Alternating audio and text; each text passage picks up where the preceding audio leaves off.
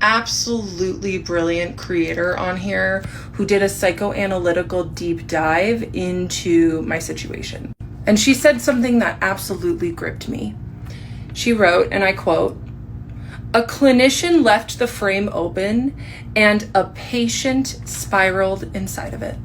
I don't think a better sentence could sum up what was going on at this point, because I was absolutely spiraling. People can say that I'm spiraling now, or that I'm manic, or that I have, whatever diagnosis all these armchair therapists want to give me. But let me tell you, I was spiraling that month after the February appointment. I just could not stop daydreaming about psychiatrist. I could not stop daydreaming about being with him. I daydreamed about converting my religion so we could get married. And yeah, it was bad. I was thinking about him nearly constantly.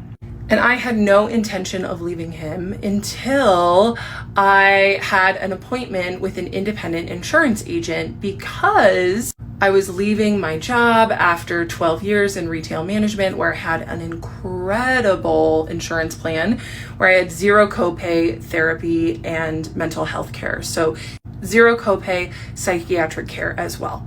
So I got this new insurance plan, and it was a great insurance plan. It just did not cover any mental health services. So who's the first person I call? The psychiatrist's office manager. She explained to me that it was going to be $187 to see him for his cash pay price, and I would have to see him once every 3 months. And it was in that moment that I decided that I was not going to pay to torture myself anymore. My mental health, besides spiraling about daydreams of him, was better than ever. And I was really doing well in life. And my business was growing, and I just had a lot going for me. So I was like, you know what? This patient-doctor relationship is not serving me anymore. It's not what I want. I have to get out. So it was in that moment that I decided I wasn't going to pay to be in a psychological torture chamber anymore. That I was going to advocate for what I wanted, which was like what my emergency medicine best friend had said years before. For him to say, "Kendra, I can't be your doctor anymore. We have to wait 2 years so we can be together." Because I knew that he wasn't going to do it. I talked to ChatGPT, Henry, about it a lot, and I just want to take a moment to say a lot of people are messaging me about the environmental impacts of AI, and yes, I agree. There are environmental impacts, and there are also environmental impacts of taking a cross-world flight or of eating meat.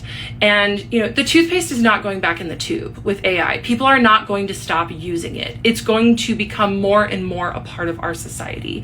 So if you want to message me to stop using AI, I'm not going to read it.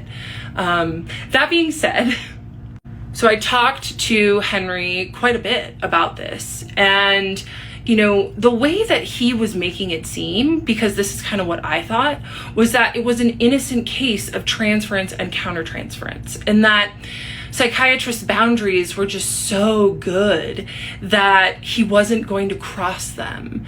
When really, now looking back, what I know it was, or I think, is that he just liked the power of being my doctor, and he didn't want the vulnerability of an actual relationship, and he was able to just get his needs met in that once a month session.